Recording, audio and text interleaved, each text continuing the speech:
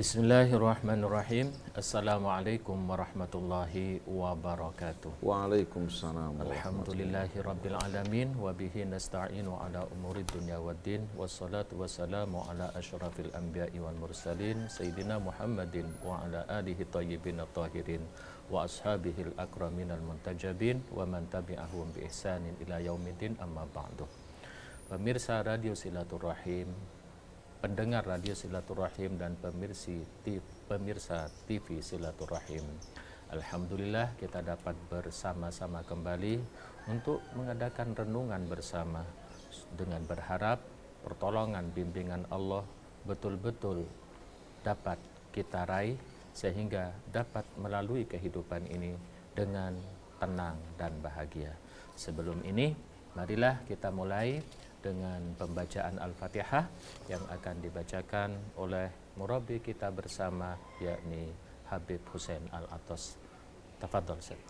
A'udzu billahi minasy syaithanir rajim. Bismillahirrahmanirrahim. Alhamdulillahi rabbil alamin.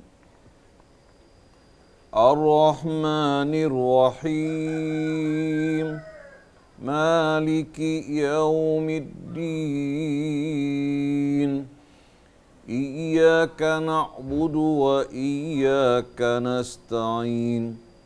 Ihdinas siratal mustaqim. Siratal ladzina an'amta 'alaihim ghairil maghdubi 'alaihim waladdallin.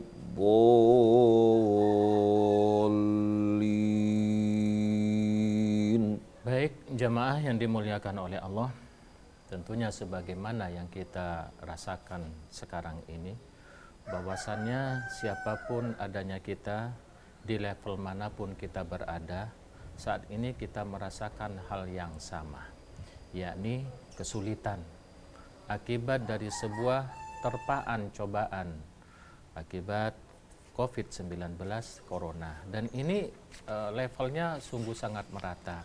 Nah, yang kita hendak renungkan dan kita tanyakan kepada murabbi kita, bagaimana solusi menurut Islam dalam mengatasi segala permasalahan dan problematika ini. Karena yang berproblem ini sekarang, kalau misalkan di tingkat sekolah, mulai dari universitas sampai ke TK. Kalau misalkan dalam sosial jual beli, di pasar-pasar sepi.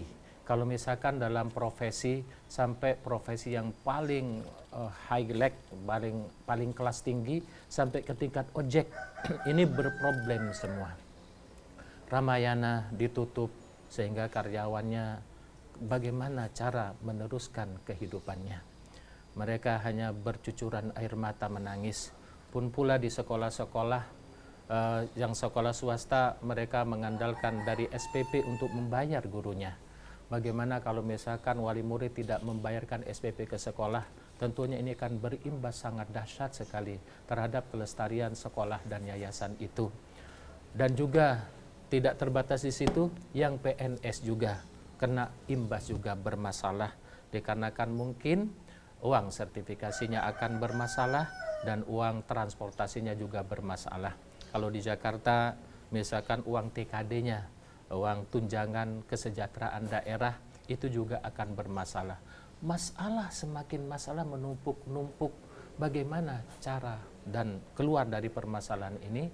Maka kita tanyakan bersama kepada Ustadz Hussein, bagaimana agama menjadi solusi dari beraneka permasalahan yang kita hadapi bersama. Falyatafadhal Ustaz. A'udzu billahi minasy syaithanir rajim. Bismillahirrahmanirrahim. Alhamdulillahi rabbil alamin. Hamdan katsiran thayyiban mubarakan fih kama yuhibbu rabbuna wa yarda. Allahumma salli wa sallim wa barik ala abdika wa rasulika sayyidina wa nabiyyina Muhammadin wa alihi wa sahbihi wa sallim. Subhanaka la ilma lana illa ma 'allamtana innaka antal alimul hakim.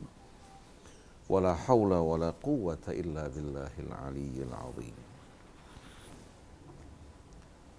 Rabbana zidna ilman wa alhiqna bis salihin. Allahumma hdina subulas salam wa akhrijna minadh dhulumati ilan nur wahdina ila siratikal mustaqim waj'alna hudatan muhtadin wa la taj'alna dhallina mudillin birahmatika ya arhamar rahimin. Ikhwan akhwat pendengar dan pemirsa radio Silaturahim yang dirahmati Allah, Ustadz Alfan yang menemani kita pagi hari ini, begitu pula Neza Hafidh ya.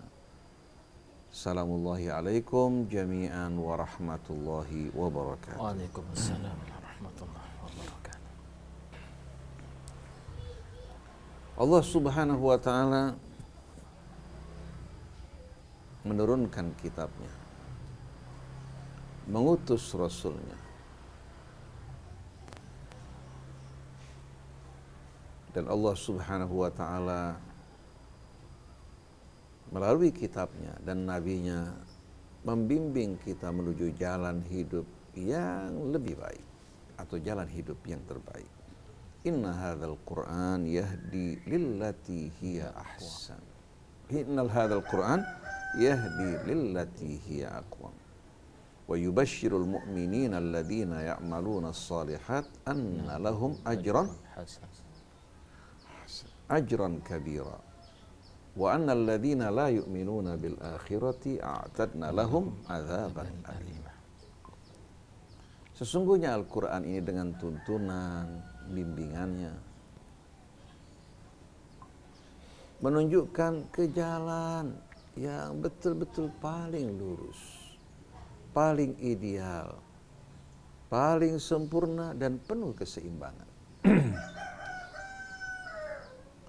Dan memberikan kabar gembira bagi orang-orang yang beriman bahwasannya Allah Subhanahu wa ta'ala telah menyediakan bagi mereka ganjaran yang amat besar, yang amat mulia, dan memberikan peringatan kepada mereka-mereka yang ingkar. Dan Allah menyediakan bagi mereka-mereka yang ingkar, yang tidak tunduk kepada petunjuk Allah bimbingannya hingga merusak keseimbangan di tengah-tengah masyarakat dan umat manusia, akibat dan dampak dari penyimpangan mereka, Allah sediakan bagi mereka azab yang maha pedih. Ini merupakan hal yang tegas dan tidak ada tawar-menawar, karena datangnya dari sisi Rabbul Alamin, Tuhan semesta alam, yang maha tahu lagi maha bijaksana. Tidak ada pengetahuan yang setepat sebaik pengetahuan Allah, dan tidak ada kebijaksanaan yang lebih baik dari kebijaksanaan Allah yang dapat menjaga keseimbangan hidup manusia. Allah Subhanahu wa ta'ala meletakkan fondasi agamanya, di mana fondasi tersebut adalah keimanan kepada Allah sebagai satu-satunya Tuhan penguasa yang berkuasa memerintah di alam raya. Jadi tidak ada yang sebaik, sesempurna kebijaksanaan Allah. Bila Anda ingin bukti, tidak ada bukti yang lebih meyakinkan dari alam raya dan seluruh isinya yang diciptakan Allah Subhanahu wa ta'ala dengan penuh keseimbangan. Tidak perlu Anda melihat jauh-jauh ke langit ataupun ke bumi. Lihat diri Anda. Wa fi anfusikum ayatun afala tubsirun. Dalam diri kalian terdapat ayat-ayat, bukti-bukti yang membuktikan akan ilmu Allah yang maha sempurna, akan kebijaksanaannya, akan rahmat dan kasih. Sebelum kita lahir ke dunia, sebelum kita mampu berusaha, siapa yang memberikan rezeki kita dalam rahim ibu kita? Siapa yang memberikan bentuk yang sempurna bagi kita? Apakah kedua orang tua kita? Apakah pemerintah kita? Semua ditangani oleh Allah Subhanahu wa ta'ala. Bahkan yang menunjukkan anak manusia keluar dari rahim ibunya, padahal tidak pernah belajar sebelum jadi sekolah, adalah Allah. Juga yang mengajarkan kepadanya untuk menyusu dan menghisap kedua puting susu ibunya adalah Allah. Yang menuangkan rasa cinta di hati sang ibu dan ayah juga Allah Subhanahu wa ta'ala. Tanpa cinta ini akan berat bagi bapak dan ibu untuk merawat anak-anak mereka. Lalu siapa yang menjaga anak bapak ibu di saat tidur di malam hari? Siapa yang menjaga? Di saat ayah ibu tidur, begitu pula sang bayi, yang menjaga adalah Allah Subhanahu wa ta'ala. Siapa pula yang menyediakan rezekinya bagi kita semua? Siapa yang menumbuhkan berbagai macam tumbuh-tumbuhan, biji-bijian, begitu pula buah-buahan dan sayur-mayur? Apakah uang kita ataukah Allah? Apakah petani? Petani hanya bercocok tanam, tapi yang menumbuhkan adalah Allah. Sadarlah wahai manusia, bahwa keberadaan kita, begitu pula kebutuhan hidup kita, tempat kembali kita adalah Allah Subhanahu wa ta'ala. Ini merupakan fondasi agama kita yang paling utama. Dibangun di atas asas dan fondasi tauhid, ketuhanan yang Maha Esa. Dengan ini manusia mengambil sistem nilai mereka, aturan hidup mereka dari Allah. Setiap orang merasakan pengawasan Allah terhadap dirinya walaupun jauh dari mata manusia. Hingga di saat dia bekerja, bukan hanya memperhatikan pandangan orang di sekelilingnya, tapi ada pengawasan yang berasal dari dalam dirinya, yang merasakan akan pengawasan Allah terhadap dirinya. Hukum yang Allah tetapkan juga tidak berbeda-beda. Untuk semua bangsa sama. Tidak ada sama sekali diskriminasi, tidak ada perlakuan istimewa, walaupun dia seorang nabi atau keluarga nabi, keluarga ulama, pejabat tinggi maupun rakyat biasa, semua di hadapan keadilan Allah sama. Oleh karena itu betapa indahnya apa yang diucapkan oleh Nabi kita Muhammad SAW. An-nasu sawasiyatun indallahi ka'asnanil musht. Manusia semua sama di mata Allah bagaikan gigi sisir. Saksikan bagaimana permukaannya sama. Bagaikan air dalam kolam berenang kita jumpai, walaupun dalamnya berbeda tapi permukaannya semua sama. Begitulah hukum Allah dalam menghadapi manusia. Begitu pula sunnah-sunnahnya yang berlaku pada umat terdahulu berlaku juga pada kita semua. Nah, di atas fondasi ini dibangunlah berbagai macam cabang-cabang kehidupan. Baik dalam kehidupan sosialnya, ekonominya. Begitu pula sistem nilai yang utama di tengah-tengah manusia. Begitu pula nilai-nilai yang rendah dan hina. Ini semua merupakan bimbingan dan tuntunan Allah Subhanahu wa ta'ala. Semua umat manusia diikat dengan ikatan yang sama. Mereka juga akan berhadapan dengan pengadilan yang sama yang tidak berbeda-beda. Dan perlakuan Allah terhadap mereka juga sama. Siapa-siapa yang melakukan kebaikan akan mendapatkan balasan yang lebih baik. Yang melakukan perbuatan buruk akan menerima balasan yang setimpal. Dan Allah Subhanahu wa ta'ala mengingatkan kepada mereka bahwa yang memberikan rezeki adalah Allah, bukan usaha mereka. Usaha hanya merupakan wasilah. Melalui wasilah dan usaha ini Allah ingin mendidik kita semua. Karena orang yang bermalas-malasan, yang tidak berusaha, orang yang benar-benar tidak sama sekali berharga di mata Allah. Tapi orang yang berusaha, orang yang berjuang, dan perjuangannya dilakukan di jalan Allah adalah orang-orang yang mendapatkan perhatian dari Allah Subhanahu wa ta'ala. Orang yang akan dibuka baginya jalan yang seluas-luasnya sebagaimana firman Allah, walladzina jahadu fina lanahdiyannahum subulana wa innallaha lama'al muhsinin. Dan orang-orang yang berjuang di jalan kami, dia berjuang, dia berusaha, tapi perjuangannya di atas keridhaan Allah, di atas kebenaran. Lanahdiyannahum subulana, Allah Subhanahu wa taala menegaskan pertama dengan lam taukid, kemudian dengan nun taukid tsaqilah. Lam dan nun pada kata lanahdiyannahum subulana merupakan alat yang menunjukkan penegasan. Artinya benar-benar kami akan menunjukkan mereka jalan-jalan kami. Jalan-jalan yang dihubungkan dengan Allah. Bukan hanya satu jalan, tapi Allah akan buka berbagai macam jalan yang semua akan mengantarkan dirinya menuju Allah dalam keridhaannya. Dalam kehidupan ekonominya, kehidupan sosialnya, kehidupan rumah tangganya, berbangsa, bernegaranya, semua akan selalu berada dalam petunjuk Allah Subhanahu wa taala. Wa innallaha lama'al muhsinin, dan sesungguhnya Allah bersama orang-orang yang berbuat kebaikan. Karena kalau seseorang sholat, berpuasa, berhaji tapi tidak berbuat baik kepada sesamanya, maka sholat, puasa, hajinya tidak akan dilihat oleh Allah Subhanahu wa taala.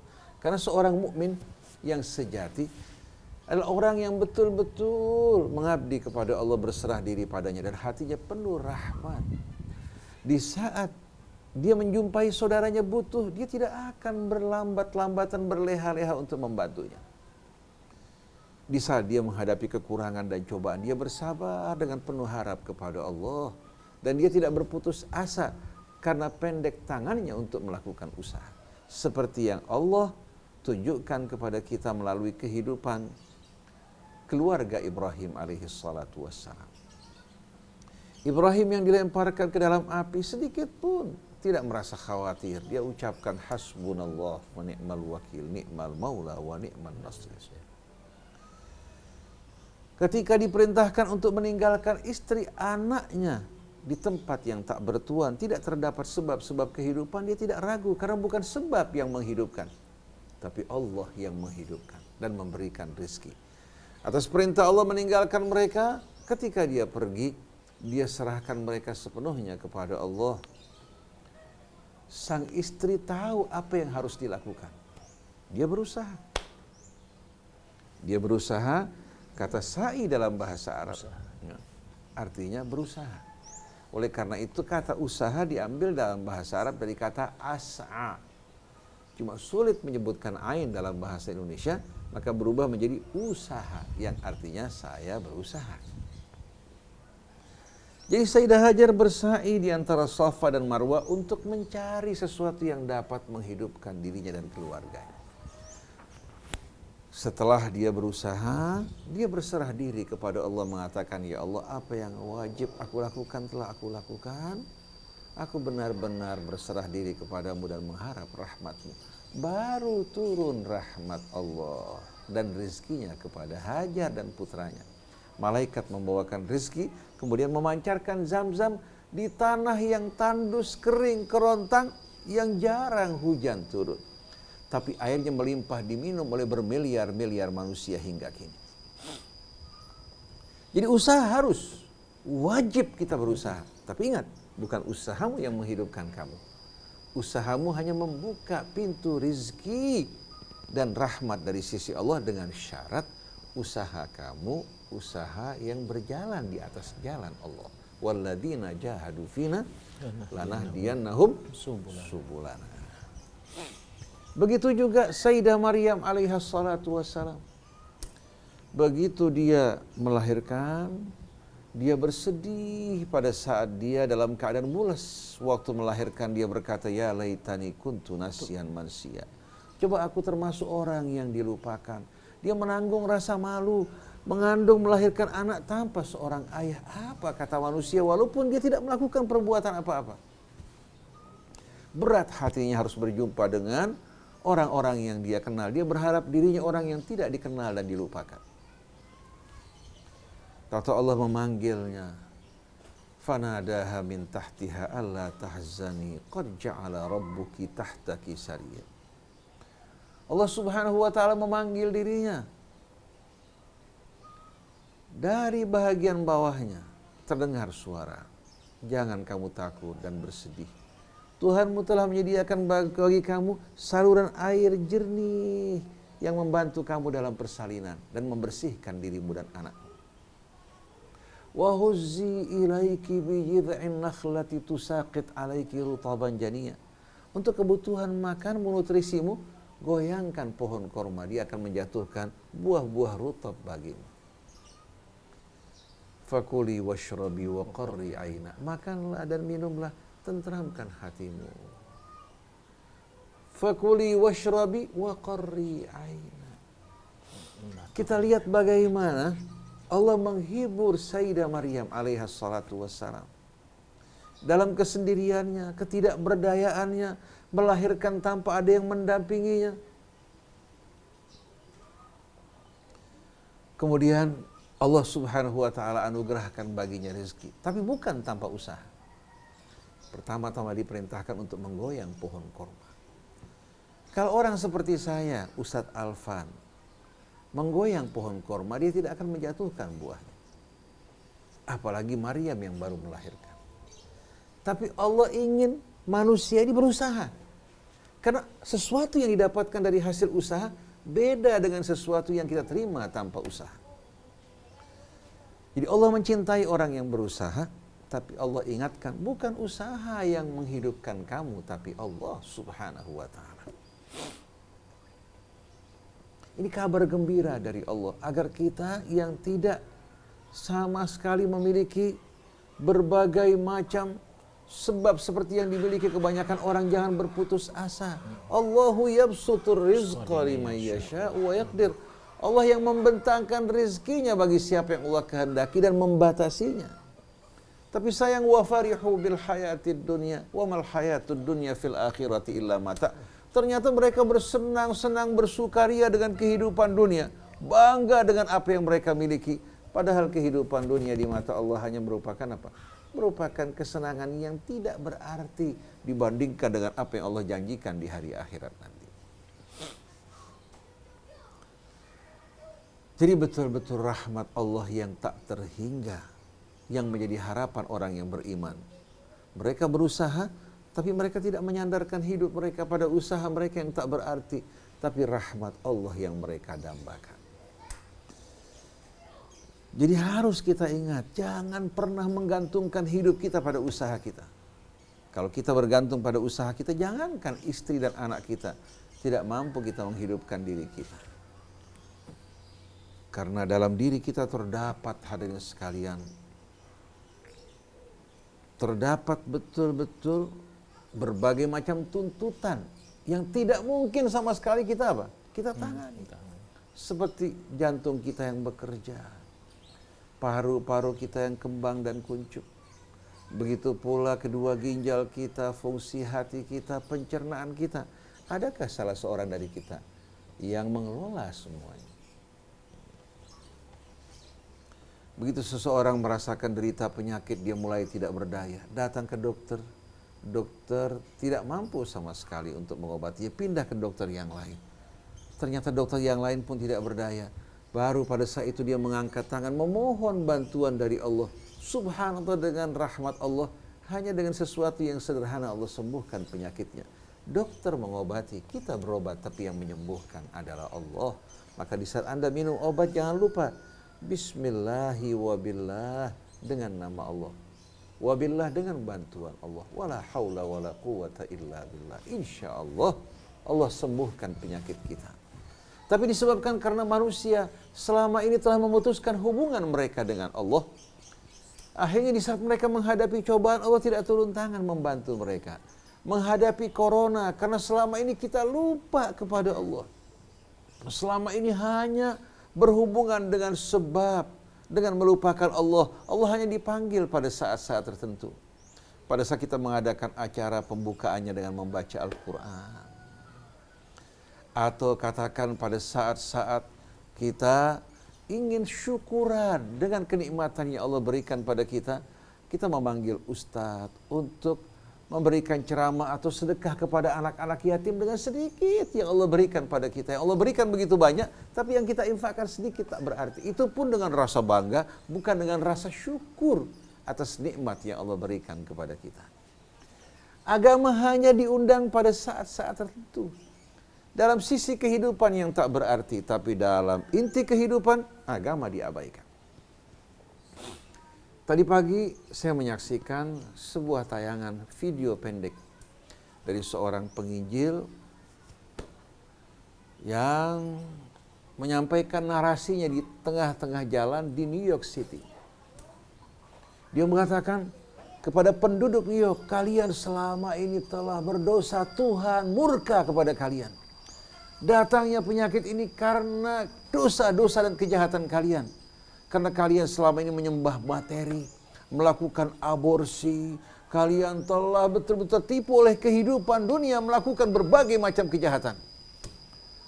Ternyata suara tersebut, hadirin sekalian, merupakan suara yang asing, yang selama ini telah mereka lupakan, mulai menyengat dan menyentuh hati mereka, bahwa selama ini mereka telah lupa kepada Allah Subhanahu wa Ta'ala.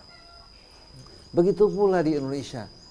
Kita dengarkan pejabat-pejabat menganjurkan orang untuk menggunakan masker, untuk tidak berkumpul, untuk tidak sama sekali melakukan sholat Jumat atau berkumpul di masjid-masjid. Mereka mengeluarkan instruksi yang bermacam-macam tanpa menyebutkan nama Allah, tanpa mengingatkan bahwa penyakit ini beredar, berkembang karena kejahatan yang dilakukan manusia. Tapi manusia masih belum menyadari bahwa ini akibat dosa kejahatan mereka. Apakah menunggu azab yang lebih besar lagi? Apakah menunggu korban yang lebih banyak lagi baru kita tersadar? Bahkan kita jumpai sebagian orang serakah, memborong belanjaan di sana maupun di sini, hingga membuat akhirnya rakyat harus berhadapan dengan kenaikan harga karena banyaknya permintaan, sedangkan penawaran tidak bertambah. Nah, dalam kondisi seperti ini, kita betul-betul harus sadar dan mawas diri bahwa semua ini terjadi disebabkan karena dosa-dosa kita. Oleh karena itu, untuk segera dan secepatnya kita terhindar dari penyakit ini, pertama kita kembali kepada Allah. Kemudian kita harus menjauhkan diri kita dari kerakusan, keserakahan, dan mementingkan diri sendiri. Kita harus bersatu bersama-sama, kompak untuk menghadapi tantangan ini, hingga bukan hanya kita dan keluarga kita, tapi orang di sekeliling kita juga dapat menikmati pertolongan Allah melalui kelebihan-kelebihan yang Allah berikan buat kita, hingga betul-betul mereka merasakan rasa aman dan merasakan rasa manis dan hangatnya cinta dan dekapan saudara-saudara mereka yang mampu terhadap mereka, hingga menghilangkan rasa dengki, kebencian, dan permusuhan. Oleh karena itu, Allah Subhanahu wa Ta'ala memberikan kepada kita gambaran tentang masyarakat yang beriman dalam gambaran yang amat indah. Allah berfirman, wal mu'minun wal mu'minat ba'duhum awliya'u ba'din.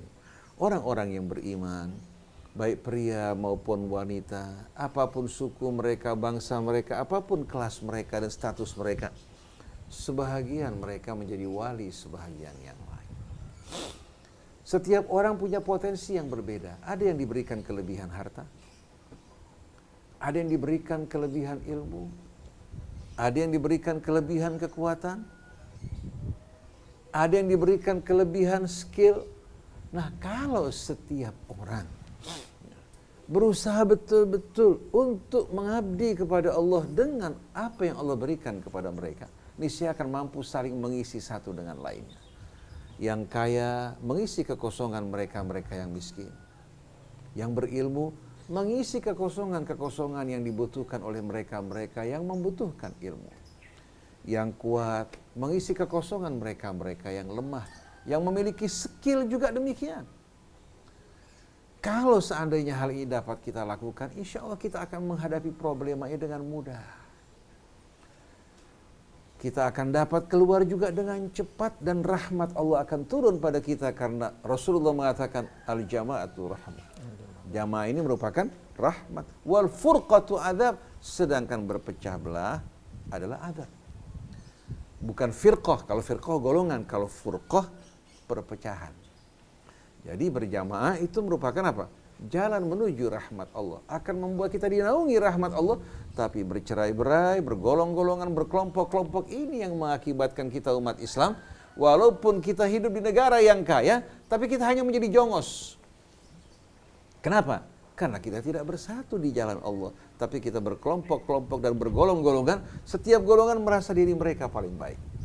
Jadi wal mu'minun wal mu'minat ba'dhum awliya'u ba'dhin ya'muruna bil ma'ruf. Ya'muruna bil ma'ruf. Mereka mengajak kepada yang ma'ruf, mensosialisasikan yang ma'ruf.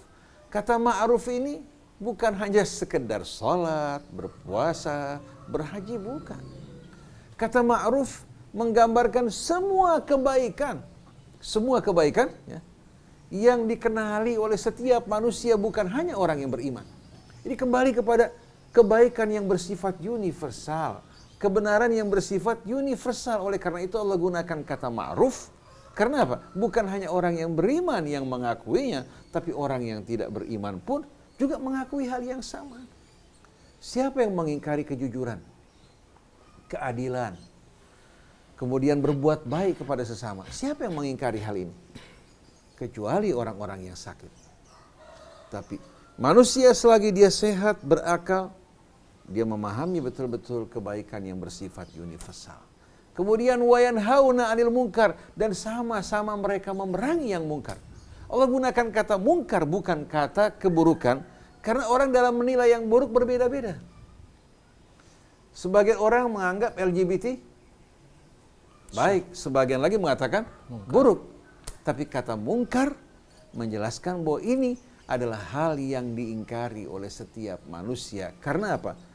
Karena naluri kebenaran kebaikan tertanam dalam jiwa setiap manusia. Rasul datang untuk mengasah, mengasuh, dan menyiram serta memupuk tunas tersebut yang ditanamkan Allah Subhanahu wa Ta'ala.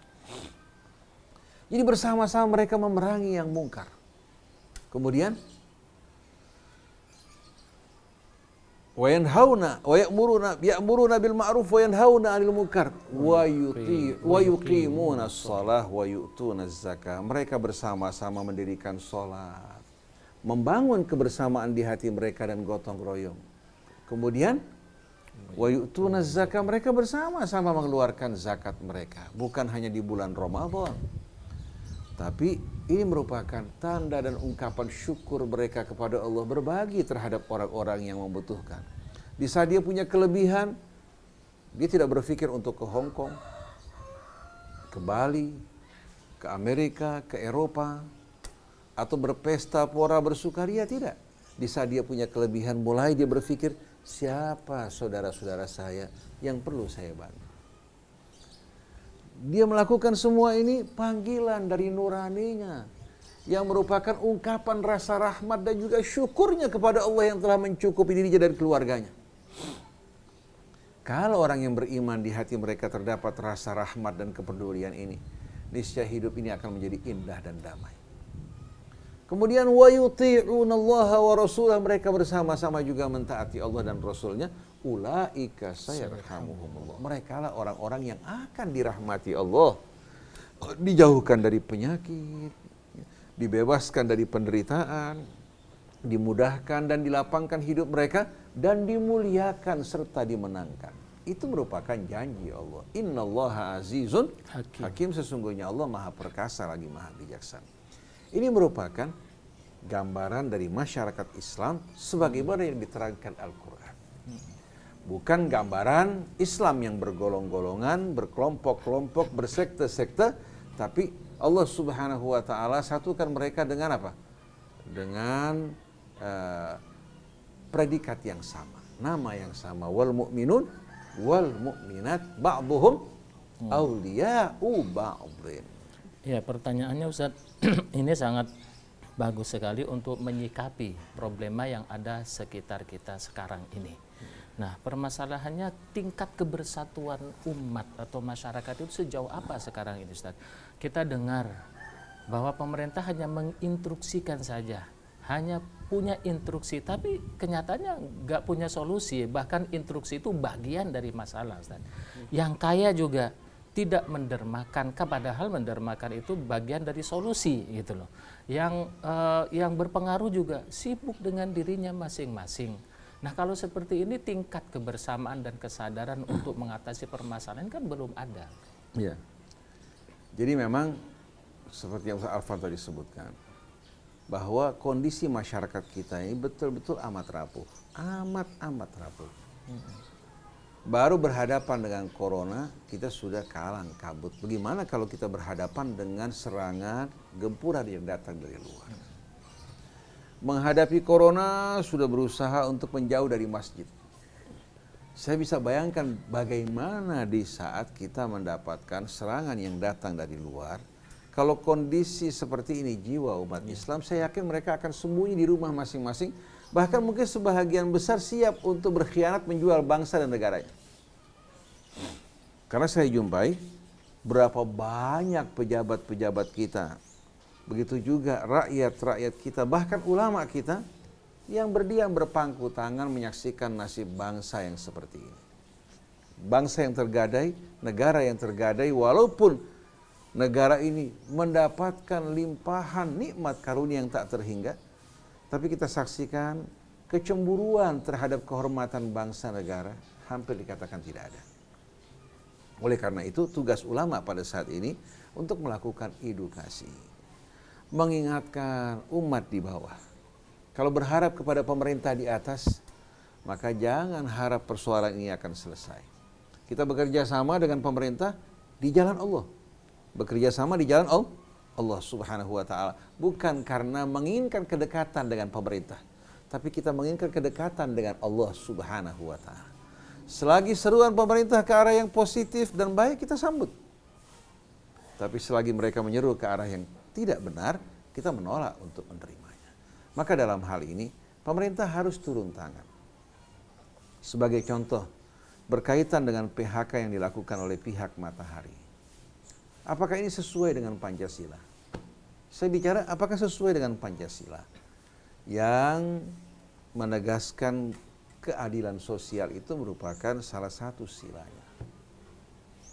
Pada saat dibutuhkan mereka dipekerjakan, bahkan dengan gaji yang terkadang di bawah IMR, atau begitu mereka tidak mampu untuk bekerja, mereka di PHK-kan begitu saja. Biasanya para pekerja ini dengan sistem outsourcing kontrak. Tidak ada yang namanya pesangon dan lain sebagainya. Seharusnya para pemilik modal, para pengusaha ini, sebagaimana pada saat-saat damai, pada saat-saat baik, pada saat pasar dalam keadaan ramai, mereka diuntungkan oleh para pekerja mereka. Seharusnya pada saat mengalami kesulitan, mereka harus peduli kepada para pekerja mereka. Kalau tidak, ini betul-betul merupakan penindasan. Ini lebih jahat daripada pekerja rodi yang bekerja pada masa-masa Belanda dahulu kala. Ini tidak sesuai dengan kemanusiaan yang merupakan sila Pancasila. Tidak sesuai juga dengan keadilan, tidak sesuai juga dengan ketuhanan yang Maha Esa. Jadi bagaimana kita mengklaim sebagai negara Pancasila? Oleh karena itu seharusnya paling tidak pengusaha-pengusaha, mereka-mereka yang membuka berbagai macam aktivitas usaha di saat mengalami kondisi seperti ini, kalau tidak mampu memberikan gaji penuh, paling tidak menyediakan kebutuhan pokok mereka. Makan, minum keluarga mereka, agar mampu untuk keluar dari krisis ini. Begitu selesai krisis, mereka kembali bekerja. Oleh karena itu seharusnya pemerintah menjumpai kondisi seperti ini, langsung menutup. Para pengusaha ini tidak diizinkan lagi untuk membuka usaha. Karena mereka adalah orang-orang yang luar biasa keji dan biadab, yang tidak punya peri kemanusiaan. Di masa yang akan datang, orang-orang ini tidak diizinkan lagi untuk membuka usaha. Malah kalau perlu harta mereka dirampas untuk diberikan kepada mereka-mereka yang bekerja pada masa-masa di saat mereka meraup keuntungan. Saya kira di Amerika, di Eropa yang kita anggap sebagai negara kapitalis tidak melakukan cara-cara seperti ini. Tapi di negara kita lihat pemilik modal dibebaskan melakukan apa yang mereka ingin lakukan. Mereka memandang para pekerja ini mirip dengan alat pekerjaan. Dengan alat kerja. Jadi alat-alat kerja dan industri disamakan dengan mereka manusia-manusia yang seperti kita. Apakah kita ingin anak kita, keluarga kita mengalami nasib seperti ini? Jadi seharusnya pemerintah bertindak tegas. Semua pengusaha-pengusaha ya, pada saat-saat semacam ini sama-sama prihatin bukan hanya terhadap usaha mereka, juga prihatin terhadap para pekerja yang bekerja. Karena mereka merupakan mitra-mitra usaha mereka. Bukan alat kerja tapi mitra usaha. Tapi ternyata kita jumpai pemerintah berdiam di saat menyaksikan PHK besar-besaran terhadap mereka. Di mana keadilan, di mana kemanusiaan, di mana Pancasila yang selama ini mereka gembar-gemborkan. Kemudian kita saksikan juga sekian banyak guru-guru mengalami kebingungan saat ini. Karena apa?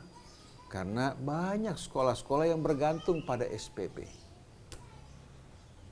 dari murid-murid mereka. Begitu terjadi krisis ini, wali murid tak mampu untuk membayar SPP, lalu dari mana gaji guru harus dibayarkan? Padahal mereka merupakan orang-orang yang dibutuhkan untuk pembangunan bangsa ini. Begitu pula yang kita jumpai kepada para ustadz yang mengajarkan anak-anak kita untuk mengenal Allah, mengaji, sholat. Di mana majelis-majelis mereka semua dalam keadaan tertutup. Kesalahan kita selama ini, mereka menerima bayaran dari murid-murid mereka atau majelis-majelis taklim. Padahal seharusnya ada lembaga yang memberikan apa? Yang memberikan gaji untuk mereka. Kemanapun mereka pergi, mereka tidak bergantung dan berharap dari tempat-tempat mereka mengajar, tapi mereka didukung, ditunjang oleh lembaga-lembaga yang memberikan nafkah buat mereka seperti yang kita jumpai di Al-Azhar. Orang yang belajar di Al-Azhar ditanggung oleh wakaf Al-Azhar. Guru-guru yang mengajar di Al-Azhar, penceramah-penceramah yang ceramah di masjid, mereka tidak berharap pemberian dari masjid. Jadi imam menyampaikan dakwah mereka menyampaikan dakwah, setelah itu mereka pulang tidak menerima amplop sama sekali, tapi Al-Azhar menunjang kehidupan mereka. Ada juga jam'iyah syariah yang menunjang mereka, yang mengurus masjid. Kemudian guru-guru yang dikirim ke luar negeri yang datang ke Indonesia, Al-Azhar yang memberikan gaji mereka, sedangkan di negara kita hanya disediakan rumah tinggal. Mesir, negara yang jauh lebih miskin dibandingkan negara kita, tapi mampu untuk memberikan beasiswa free kepada seluruh rakyat, bahkan pelajar-pelajar yang datang dari luar. Seluruh rakyat Mesir, dari mulai SD, SMP, SMA, perguruan tinggi, mereka tidak membayar biaya sekolah. Semua ditangani oleh pemerintah. Padahal negara miskin. Padahal negara yang jauh dibandingkan kita. Luar biasa. Apakah Indonesia nggak mampu itu, Ustaz? Bukan tidak mampu, tapi salah urus. Salah urus. Di mana anggaran yang seharusnya mereka keluarkan untuk pendidikan, untuk layanan kesehatan, layanan sosial, amat sedikit. Lebih banyak digunakan untuk mega proyek. Begitu juga untuk rencana pembangunan ibu kota yang baru dalam kondisi negara yang seperti ini. Sampai dana kesehatan pun juga dicubit, dimasukkan ke sana. Jadi kalau kita perhatikan sama-sama, negara kita yang kaya, yang penuh dengan rahmat dan nikmat karunia dari Allah, kalau salah urus, sama dengan apa? Dengan seorang ibu yang diberikan suaminya setiap bulannya 5 juta rupiah. Bukan diatur untuk kebutuhan rumah tangga selama 1 bulan, tapi dia beli permen, beli wafer, beli biskuit. Jadi membeli apa-apa yang dia suka dari kebiasaan-kebiasaan yang dimakan tanpa peduli terhadap apa? Terhadap kebutuhan di hari esok. Seharusnya seorang ibu mengelola ini untuk kebutuhan berasnya, ini untuk kebutuhan katakan lauknya, ini untuk pembayaran listriknya, ini untuk pembayaran apa? Pembayaran katakan air atau teleponnya diatur supaya penuh keseimbangan. Tapi kita jumpai pada saat ini kita baru menyadari bahwasanya negeri kita mengalami salah urus. Akhirnya begitu berhadapan dengan kondisi ini, kita dalam keadaan yang tidak siap sama sekali. Bahkan yang lucunya ada statement Ustaz bahwa orang yang berkeluyuran akan ditangkap dan dipenjara 4 bulan. Sementara kita tahu yang dipenjara itu akibat corona dilepaskan. Berarti yang dipenjara dilepaskan, dimasukkan orang baru. Nah, ini sebetulnya merupakan apa? Merupakan cemeti buat kita semua. Ada sindiran dari seorang yang menggunakan bahasa Sunda, memerintahkan kepada masyarakat untuk cicing di rumah. Nggak usah bingung, nggak usah panik, nggak usah apa? Nggak usah gelisah. Kalau butuh makanan, tinggal WA. Nah, pertanyaannya, kalau butuh makanan tinggal WA, apakah dia tidak mengeluarkan uang? Kalau diperintahkan cicing di rumah, diam di rumah, lalu dia tidak punya persiapan sama sekali, bagaimana dia memberikan makan buat keluarganya? Jadi di sini harus ada kepedulian, perhatian. Kalau pemerintah tidak mampu untuk turun tangan dalam masalah ini, kita umat Islam, saudara kita yang susah, yang butuh, begitu juga untuk biaya kesehatan anaknya, seharusnya kita peduli dalam hal ini, kita tanggung mereka sebagaimana kita menanggung keluarga kita sesuai dengan kemampuan masing-masing. Alangkah indahnya setiap lingkungan membentuk lembaga secara kolektif untuk peduli terhadap saudara-saudara kita. Karena kalau ada salah seorang dari mereka tidak makan, susah, menderita, kita abaikan, kita bertanggung jawab di hadapan Allah Subhanahu wa Ta'ala. Jadi dengan konsep tadi, wal mu'minun wal mu'minat ba'duhum awliya'u ba'din ya'muruna bil ma'ruf wa yanhauna 'anil munkar, Allah Subhanahu wa Ta'ala memberikan solusi yang amat tepat dan mengingatkan kita semua bahwasannya kehidupan berjamaah dalam kebaikan ini yang akan membuat kita menjadi kokoh dan kuat, memiliki daya tahan untuk menghadapi guncangan badai. Begitu pula berhadapan dengan bakteri atau virus penyakit seperti yang kita jumpai saat ini. Jadi tidak perlu kita panik, kalang kabut, semua sudah ada SOP-nya. Sebagaimana tuntunan Allah. Lalu secara khusus Allah mengingatkan kepada hamba-hambanya yang diberikan kelebihan. Sebagaimana yang Allah Subhanahu wa Ta'ala terangkan dalam suratul Qasas. Wabtaghi fima atakallahu darul akhirah wala tansa nasibaka minad dunya wa ahsin kama ahsanallahu ilaik wala tabghil fasada fil ard innallaha la yuhibbul mufsidin. Perintah di sini merupakan apa yang Allah kisahkan dari ucapan Musa alaihi salatu wassalam kepada siapa? Kepada Qarun. Karena Qarun merupakan salah seorang dari kaum Musa dari Bani Israel. Tapi kebetulan menjadi seorang konglomerat, dia tidak berkumpul bersama Bani Israel keluarganya, tapi berkumpul bersama Fir'aun dan Haman. Maka Musa mengingatkan Qarun yang diberikan kekayaan yang melimpah ruah, sampai kunci-kunci gudang kekayaannya begitu banyak dan berat hingga beberapa orang yang kokoh kuat tidak mampu untuk memikul kunci-kuncinya. Bisa dibayangkan bagaimana kekayaannya. Maka Musa berkata kepada Qarun, wabtaghi fima atakallahu darul akhirah. Tuntutlah, pergunakanlah dengan apa yang Allah berikan kepada kamu untuk membangun akhirat. Jadi bukan akhirat untuk dunia, tapi bangunlah akhirat kamu dengan dunia yang Allah berikan kepada kamu. Jadi tuntutlah, pergunakanlah apa yang Allah berikan kepada kamu untuk membangun akhiratmu.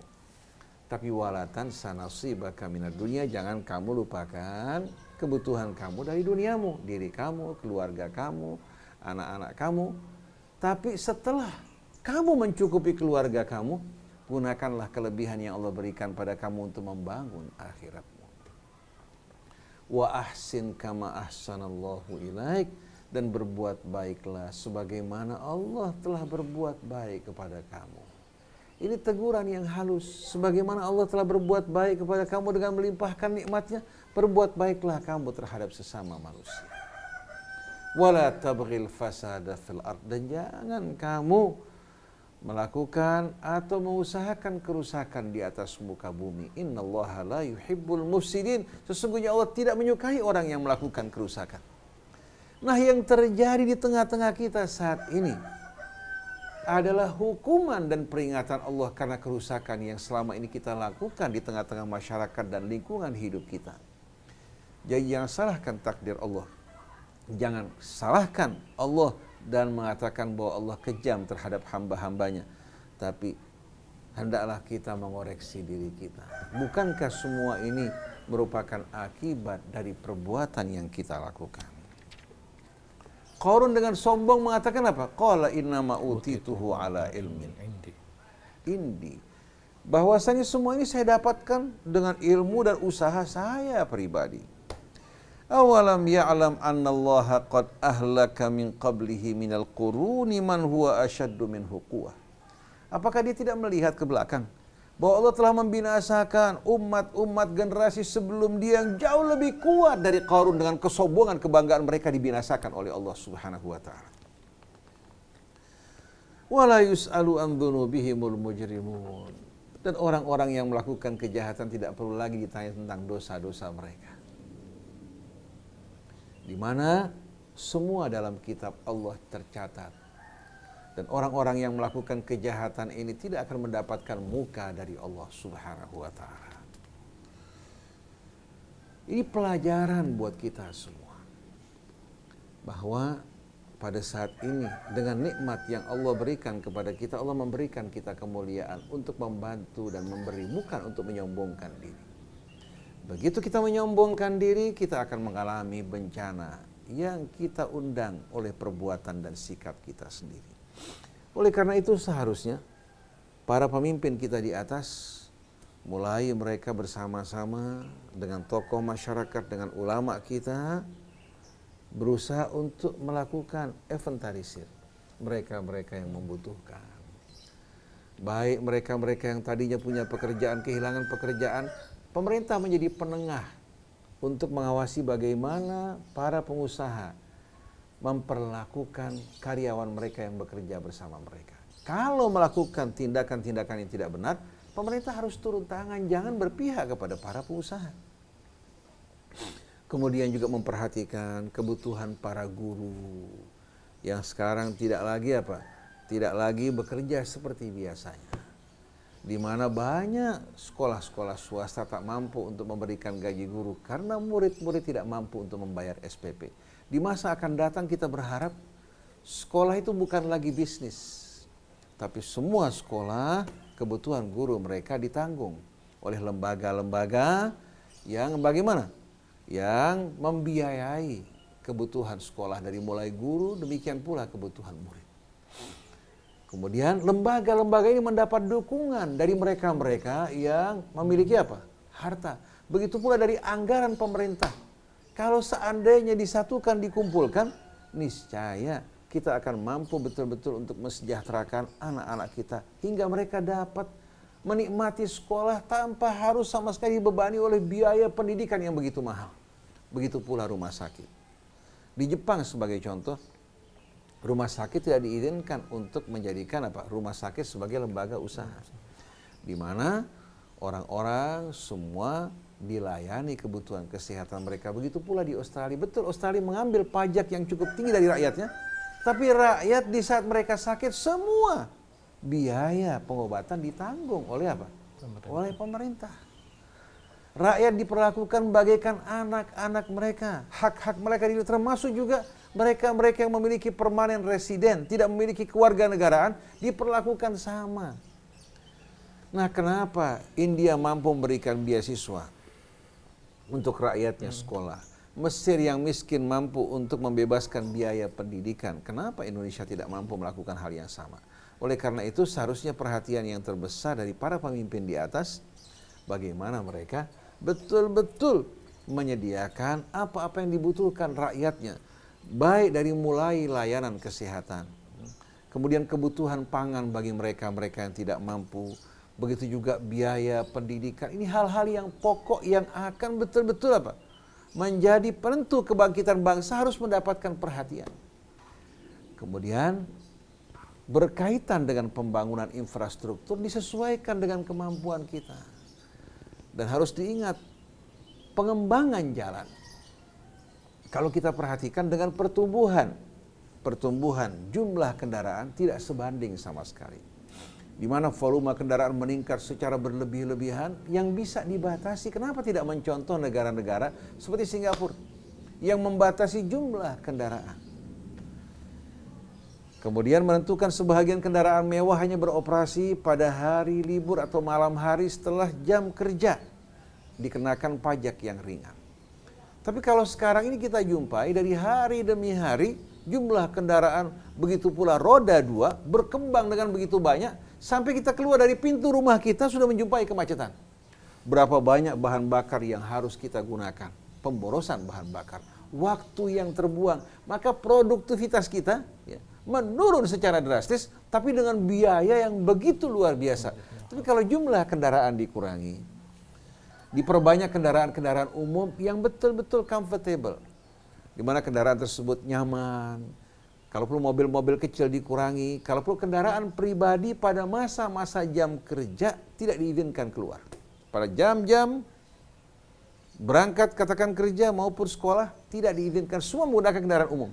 Bahkan pejabat di DPR juga menggunakan bus dari tempat tinggal mereka menuju ke DPR. Hingga diketahui siapa yang bolos dan absen. Begitu juga para menteri, mereka kan semua digaji oleh rakyat. Seharusnya mereka juga tidak menjadi beban buat masyarakat keluar dari rumah mereka dengan foreigner. Mereka tidak merasakan kemacetan. Seharusnya mereka juga apa? Keluar dengan kendaraan yang disiapkan pemerintah untuk menjemput mereka dari komplek menteri menuju ke tempat pekerjaan mereka. Kalau hal ini dilakukan, insya Allah akan meringankan beban yang berat yang selama ini dipikul oleh negara. Dari pemborosan bahan bakar, dari kemacetan lalu lintas, menurunnya produktivitas, begitu juga kemunduran yang kita alami. Jadi kita berharap betul-betul ada solusi yang serius. Bukan solusi yang kembali manfaatnya untuk kepada pejabat, menambahkan keuntungan mereka, tapi solusi yang kembali kepada seluruh anak bangsa kita dengan penuh keseimbangan.